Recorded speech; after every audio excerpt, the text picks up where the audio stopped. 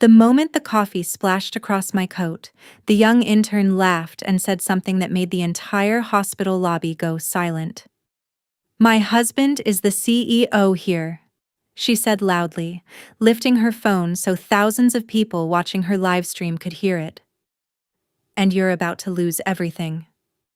For a second, no one moved. Not the nurses rushing past the reception desk. Not the elderly valet she had been yelling at minutes earlier. Not even the cardiologist kneeling nearby, who had just finished saving a patient's life.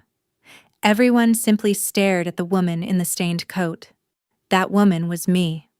My name is Anna Lindström, chairwoman of Nordcare Medical Group, the private hospital network my father built over 40 years in Sweden. Most people in that lobby didn't recognize me. I had just returned from 3 exhausting weeks negotiating medical equipment contracts in Germany and Denmark. I arrived quietly, pulling my suitcase through the front entrance like any visitor. I wanted to see how the hospital truly functioned when no one knew the owner was watching. What I didn't expect was a 23-year-old intern in a bright pink dress live-streaming herself humiliating staff and claiming that my husband, Eric Bergman, was her man. For a moment I wondered if I had misheard, but then she leaned closer and whispered something cruel enough to turn the air cold. So I took out my phone and called Eric. "If you think you know how this story ends, stay with me, because the next 5 minutes in that hospital lobby would expose a truth none of us were ready for." And the question that still hung in the air was simple. Why did my husband's voice suddenly sound terrified when he realized who was calling him? The hospital lobby of Nordcare Stockholm was unusually busy that morning. Outside the tall glass windows, early autumn light reflected off the calm waters of the Baltic, casting a pale silver glow across the polished marble floor. I stood quietly near the reception desk, my suitcase beside me, watching. Few people recognized me here unless they worked closely with the board. To most visitors, I was simply another woman returning from a long trip, tired, dressed in a simple cream coat, hair pulled back in a loose knot. But the truth was different. My name is Anna Lindström, and the hospital surrounding me was part of the medical network my father had built from a small clinic in Uppsala into one of the most respected private healthcare groups in Scandinavia. When he passed away 3 years ago, the responsibility for everything, thousands of employees, patients, and investors, quietly landed on my shoulders. On paper, however, I was not the public face of Nordcare. That role belonged to my husband. Eric Bergman, charismatic, confident, and very popular with the media, had been appointed CEO shortly after my father's death. It was a decision I supported at the time. The board wanted stability. Eric had charm, connections, and a talent for speeches that investors loved. Behind the scenes, I handled the difficult negotiations, the long strategy meetings, the international partnerships. Eric handled the spotlight. At least, that was how things were supposed to work. I had just returned from a 3-week trip across Europe securing contracts for new MRI systems and cardiac equipment. Instead of entering through the executive elevator upstairs, I deliberately walked through the main entrance. I wanted to see the hospital the way patients saw it. For a while, everything looked reassuringly normal. Doctors moved quickly between departments. Nurses spoke softly to anxious families. The scent of disinfectant mixed with the aroma of coffee drifting from the small cafe near the lobby. And then my eyes landed on the young woman near the revolving doors. Her voice was loud enough to cut through the calm rhythm of the hospital. She was yelling at an elderly valet. A few seconds later, she lifted her phone. Ian turned on a live stream and said something that made several nurses exchange uncomfortable glances. Then she mentioned my husband's name. That was the moment I realized something inside this hospital had gone very, very wrong. The young woman stood near the revolving doors as if the entire hospital lobby belonged to her. She couldn't have been older than 23. Her blonde hair was carefully styled, her makeup heavy for a weekday morning, and her bright pink dress looked more suited for a nightclub in Södermalm than a medical institution. Pinned to the front of it was a small badge, Intern, Maja Svensson. In front of her stood Lars, the elderly valet who had worked at Nordcare since my father opened the hospital wing 15 years ago. His shoulders were slightly bent with age, but he still carried himself with quiet dignity. Maya showed him none. "I told you to park my Mercedes in the shade," she snapped loudly. "Do you know what heat does to leather seats?" Lars lowered his head politely. "I'm sorry, miss. The ambulance lane was busy. I'll move it right away." But the apology only seemed to irritate her further. "You people here are unbelievably slow," she said, rolling her eyes dramatically, then suddenly lifted her phone and turned the camera toward herself. Her entire tone changed instantly. "Good morning, everyone," she chirped into the live stream. "Your girl Maya is already dealing with incompetent staff at work." A few people in the lobby began whispering. Hospitals are places where voices naturally soften. Even arguments usually happen behind closed doors. Seeing someone broadcasting drama in the middle of the entrance hall felt wrong, and I glanced at the large clock above the reception desk. 9:12. Interns were expected to begin their shift at 8. I stepped forward before I had fully decided to. "Excuse me," I said calmly. "This is a hospital. Perhaps it would be better to speak a little more quietly, and with some respect." Maya slowly lowered her phone and looked me up and down. Her eyes paused on my suitcase, my travel-wrinkled coat, the tired expression I hadn't bothered to hide after 12 hours of travel. Then she smirked. "And who exactly are you supposed to be?" she asked. Before I could answer, she took a step closer, lifting the iced coffee in her hand. What happened next took less than a second, but it was enough to make the entire lobby gasp. The cold coffee hit my coat and spread quickly across the pale fabric. For a moment, the lobby froze. A few nurses gasped.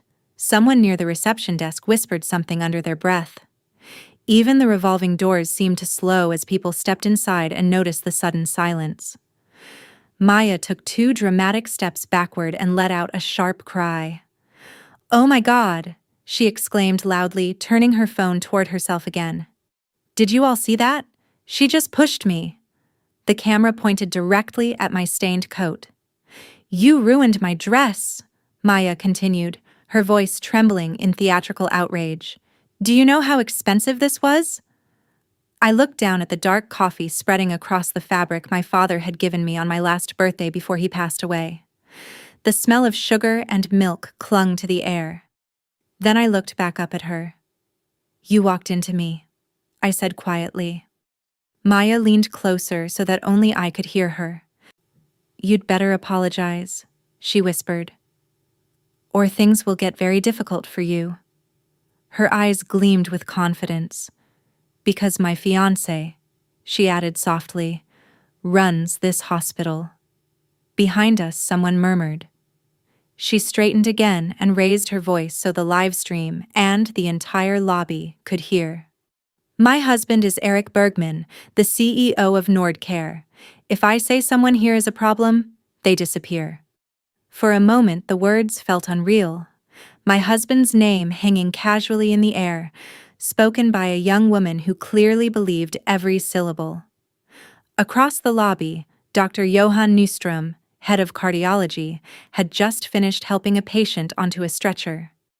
He looked over, noticed the coffee stain on my coat, and his expression darkened immediately. He took a step forward. I gently raised my hand to stop him.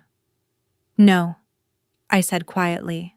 Then I reached into my handbag and took out my phone. Maya folded her arms, smiling with complete confidence. "Go ahead," she said mockingly. "Call whoever you want." So I did. I scrolled to a familiar name. Eric. The phone rang once, twice, 3 times. When he finally answered, his voice sounded relaxed. "Anna?" I'm in an important meeting right now. Is everything all right? I switched the call to speaker and said the one sentence that made the entire lobby go silent. Eric, I said calmly, you might want to come down to the lobby. A pause. Then I added quietly, your wife is here. The moment the word wife echoed through the speakerphone, the entire lobby seemed to stop breathing. On the other end of the line, Eric said nothing. For 2 long seconds there was only the distant hum of voices from wherever he was standing, probably the executive conference room on the 5th floor. Then his tone changed. Anna? He said slowly. What are you talking about? Across from me, Maya's confident smile faltered for the first time. She knew that voice, but something about the way he said my name made the color drain from her face. I'm in the lobby, I replied calmly. And there's a young woman here who says she's engaged to you. Silence. Not the casual silence of someone thinking, the heavy, suffocating silence of someone realizing a lie had just collapsed. You should come down, I continued quietly. Right now. The call ended. Around us, whispers spread like ripples through water. Maya forced a laugh. Nice performance, she said loudly to the live stream. She probably knows someone in management. But I noticed her fingers trembling slightly around the phone. 3 minutes later, the elevator doors opened. Eric stepped out. Normally, he entered a room like a politician. Perfect suit, calm smile, confidence radiating from every movement. Not this time. His tie was loose, his hair slightly disordered. And the moment his eyes landed on me, standing in the center of the lobby, he stopped walking. Maya immediately ran toward him. Eric, thank God you're here, she said, grabbing his arm. This crazy woman attacked me and ruined my dress. Tell them who I am. The lobby fell silent again. Eric looked at her, then at me. And in that brief second, everyone saw something change in his face. Fear. Pure, unmistakable fear. Before anyone understood what was happening, he suddenly ripped his arm out of Maya's grip. The sharp sound of a slap cracked through the lobby. Maya staggered backward, stunned. Have you lost your mind? Eric shouted at her. I have no idea who you are. For a moment, no one spoke. Then Maya slowly lifted her head, eyes blazing with humiliation and fury. You don't know me? She said. Her voice shook. Then who was in my bed at the Grand Hotel last night, Eric? For a moment after Maya's words, no one moved. The truth hung in the air like cold winter fog. Eric's face turned pale, the confident CEO disappearing in seconds. People in the lobby began whispering. Nurses, patients, even visitors who had only walked in minutes earlier. The carefully constructed image he had spent years building was collapsing in front of everyone. I didn't shout. I didn't argue. Instead, I simply stepped forward. Eric, I said quietly, this hospital was built by people who believed in trust. You forgot that. Later that day, the board removed him from his position. Investigations uncovered financial misconduct, and our marriage ended not with anger, but with a quiet signature on a sheet of paper. Life moved forward. Nordcare survived. In fact, it became stronger. Johan helped rebuild the leadership team, and slowly the hospital returned to the values my father once believed in. Years later, when I walk through those same lobby doors, I sometimes remember that morning. The coffee stain, the humiliation, the moment everything fell apart. But strangely, I'm grateful for it. Because sometimes life doesn't break us to destroy us, it breaks the illusions we were holding on to. For those of us who have lived long enough to understand, the most painful truths often arrive quietly, in ordinary places, on ordinary days. A lobby, a phone call, a sentence spoken too loudly.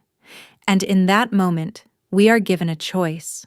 We can cling to pride, anger, and revenge, or we can let the truth clear the path ahead. What I learned that day is simple. Respect is more powerful than status. Integrity lasts longer than charm. And the people who truly stand beside you are rarely the ones shouting the loudest. Real loyalty reveals itself when the room goes silent.